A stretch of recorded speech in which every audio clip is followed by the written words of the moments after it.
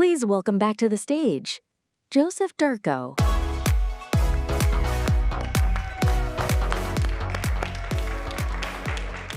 Thank you all. It's time for our next breakout session, a deep dive on SnapCloud, powered by Supabase.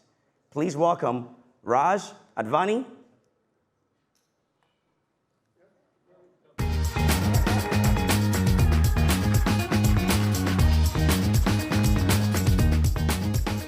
Hey everyone. So lenses have come a long way since we started 10 years ago. You can see in that exhibit out there where we started with dog lenses, vomiting rainbows, moved on to dancing hot dogs. And now, as we built spectacles, we started adding more and more functionality. We added internet connectivity, Bluetooth connectivity, ML inference. So when we step back and look at what a lens is, it's starting to look a lot more like a full application platform. But what does every application really need deep down?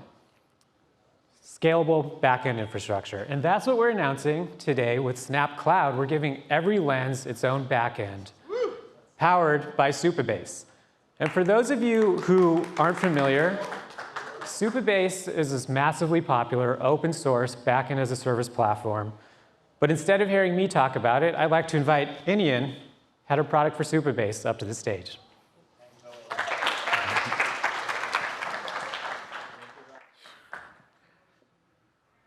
Hey everyone, I'm Inian. I'm head of product at Supabase, and I'm super excited to be here to talk about the work with, someone got that pun, okay? Excited to talk about SnapCloud and the work we have been doing with the Snap team on giving every lens developer a backend. So Supabase is an open source, highly scalable Postgres development platform. One of our core product philosophies that we have is that every developer building on top of Supabase should easily get started building with Supabase in just a weekend. And then as you scale up, as you get more users, you should be able to do that completely within the Supabase platform. We have had multiple companies just starting off and within a few weeks reach millions of users entirely within the Supabase platform. And we think the developer experience should be so easy to get started with that you can do that. A bit about the company. We started in 2020. We went through YC, and since then we have more than 2 million developers using Supabase. I met some of the hackathon folks who are using Supabase yesterday. Has anyone here also used Supabase? Okay, cool. So you should be very at home at LensCloud and with SnapCloud. And we just announced our Series E last week. We have raised a total of $500 million. And in terms of GitHub stars, we are in the top 100 most starred repos in GitHub. And that's largely thanks to the community and the people who have been using Supabase. It's the most popular database platform on GitHub. And as I mentioned, developers play a big part in why we do what we do. And one of the key reasons why people like us is the focus on developer experience, but also the other key part of it is Postgres itself. So Postgres is sort of this boring old database. I use boring in a nice way here. You want your database to be boring, right? And the Postgres community has focused a lot on the stability, reliability, not losing your data, and scalability for a really, really long time. And there has recently been a lot more activity and innovation on some parts of Postgres, which I am really excited about. So at Supabase, we are working with one of the co-founders of Vitess. If you have heard of Vitess, it's the sharding solution for MySQL. And if you want to scale your Postgres database horizontally, we are trying to bring that same technology from MySQL into Postgres with Multigres. And that's one thing that I'm super excited by, because we are using same boring old technology that everyone knows and loves, but we are also bringing it to users who have petabytes of data, for example. Fans for Sugu, I love it. So what is Supabase? Supabase is a fully integrated suite of tools hosted on AWS. If you haven't already realized, all of us at Supabase are Postgres fanatics, so every Supabase project gets its own Postgres database that you have and control. And all the other products that we build integrate very deeply within this Postgres database. So for example, for auth, we give you an easy way to sign up users. We built a custom plugin for Snap where you can authenticate users with Snapchat, which Raj will talk about really soon. Storage is an S3 compatible backend that you can store large asset files like 3D models and so on. Edge functions, you write your code, Supabase takes care of scaling it, and deploying it close to users. Real-time is something that I'm very excited by, especially with SnapOS and like how easy it is to build shared collaborative experiences. I think with real-time presence and broadcast, you can really take that to the next level. Vector is our vector extension that uses PG Vector, and you can store embeddings from any model right inside your Postgres database next to all your other transactional data. And queues and crons are just primitives that you would need as a developer as you scale your web application. So with Supabase, we give you the best-in-breed products for every single primitive that you need. While you're scaling your backend, you can just use parts of the platform that you are interested in, or you can use everything together as it integrates well with each other very seamlessly. So I'm very excited to see what you'd build. I'll be hanging around for the rest of the conference. If you have any feedback or suggestions on what we need to do, open to hearing it. And I'm super excited to be here again. Thanks, everyone.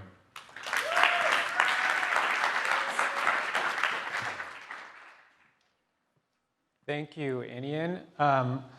Everything he talked about, we're bringing to your lenses through this deep zero config integration, which I'll show you soon with the live demo. But before I get there, I wanted to give you an idea of some of the cool use cases with Supabase that are tailored to AR. So one example with edge functions, imagine you're at a restaurant, you have an AR system where you can see the menu in 3D dishes, everything. And there's a purchase button, triggers an edge function, communicates with the restaurant's point of service system. You get your orders. So edge functions, you could really interact with anything. The whole internet is in your hands. Another cool AR example would use Supabase storage. You can store anything you want there, images, videos. Here's an example of a museum tour where the content is stored up in Supabase's cloud. And it's streamed down to users dynamically, and you could change the data whenever you want. It's a great way to get beyond the lens file size limit as well. Another example would be using databases. Databases, of course, are used everywhere, but here's an example of using one for an AR home where the content is indexed to each user in the database. And one thing that's really cool about the SnapCloud integration is that data can be secured at a database level using row-level security, which I'll talk about more in a second. Real-time is the other huge pillar of SnapCloud and Supabase, and this would allow you to create real-time, low-latency, peer-to-peer connections between devices. Here's an example of a chess game where you can connect and communicate with your other players. You can do even more advanced games, maybe laser tag, I don't know, whatever comes to mind. Real-time can also be used to communicate with other back-end real-time servers. So authentication is another big component of what we built here, because unless you're a security engineer, you definitely don't want to be building an authentication system. It's a lot of work, and it's not the most fun thing to work with. So we've done it all for you. You can, when you log on to Supabase with your spectacles, we'll automatically exchange the user's Snap authentication for a Supabase authentication. So behind the scenes, they're automatically logged in. And that login allows you to secure data with row-level security, ensuring that the data you add to a database as a user can only be seen by you, and no other users can see it. There's a ton of different security policies you can set up to do also more advanced authentication logic without having to do anything on your application layer. So that all said, I want to give you a demo, and the key thing I want to highlight is the ease of use. So, I mean, not to age myself, when I grew up, to get something on a server, you had to like call someone in Texas and say, like, can I have a server? Over here, and then it got better with AWS, but now we're at the point where you don't even need a URL. You just go to your asset library when you open up Lens Studio, and you download the Supabase plugin and the Supabase client library. Once you have the Supabase plugin, which you can see right here, you log in with your Snap account, you automatically get a Supabase account. You don't have to sign into anything. I created a project already, because I didn't want to, but it is just a button, this button right here, create a new project. Once you have a project, you can access your Supabase dashboard. And Inian mentioned Supabase is so popular because of its developer experience, and this is, the developer experience is second to none. With, you get your real-time telemetry here, you get descriptions of what problems you have, hopefully none. And on the left side, you have all your different features that you can modify. Create databases, add storage, edge functions, real-time. And it's super easy to use. With databases, you can even use, or all of it, you can use an AI assistant to like ask it to make tables for you. If that, I know there's a lot of developers in the audience. If this is all too well-designed and soft, you can, there's also a CLI, so you can be as hardcore as you want. You can go in there and do it all on your terminal. The example I'm going to show you, I'm just going to do a hello world. So going back to Lens Studio, this is a great part. There's no, you can do it all in Lens Studio. All you have to do is import from the Supabase JS library. That's your client library that attaches to all the different Supabase functionality. We've made it all work natively in Lens Studio. All you do is you call create client, and then you have your backend. Like, that's it. You have your backend right there. From create client, you can do whatever you want. You could invoke edge functions, insert things in databases, etc. I'm going to just call this hello world function, and you can see how easy it is. Client functions invoke hello world. And I'll show you what that function does exactly. It's this one. And you can see the code for it. It's just, it takes the name as input and then sends it back to you with hello. So I type it, if I put in SnapCloud, it'll respond hello SnapCloud. So back here, I'm just going to call that function. And when I save it, it'll run. I know you're all waiting on pins and needles for this one. This is going to blow your minds. So like, uh-oh. There it is, hello SnapCloud.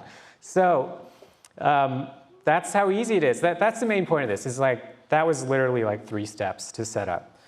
A slightly more advanced example, but not that advanced. I'll show you how to use storage. This is a bucket I've created.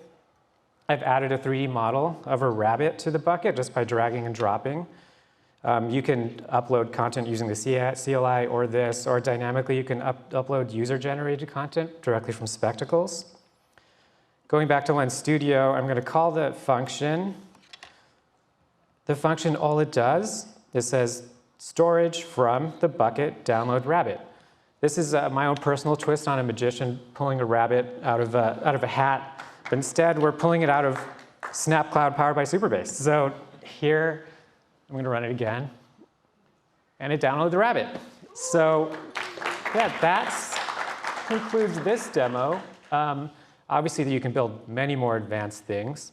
And for that, I'm going to invite my colleague, Atley Loughrid, who's going to show you a more real-world use case. Thank you.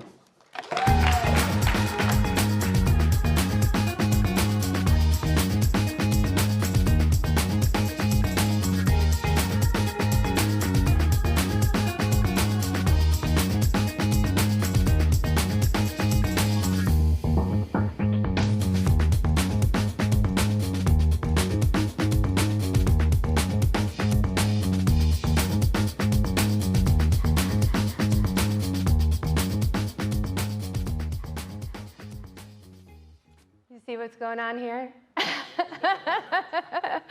All right. Hi there. Happy Lens Fest.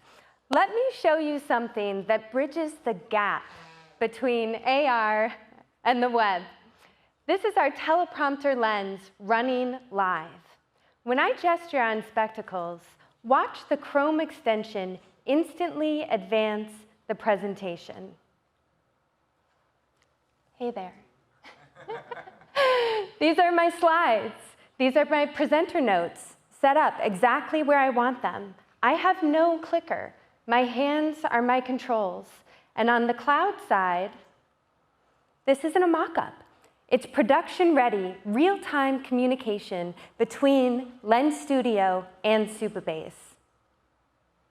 The challenge was sub-second bidirectional communication across two completely different platforms. SnapCloud Supabase integration bridges this gap by abstracting the complexity of WebSocket connection management, message serialization, authentication, and connection resilience in an API that is consistent across spectacles and the web. This is our Lens Studio code on the left, and this is our Chrome extension code on the right. They are mirror images.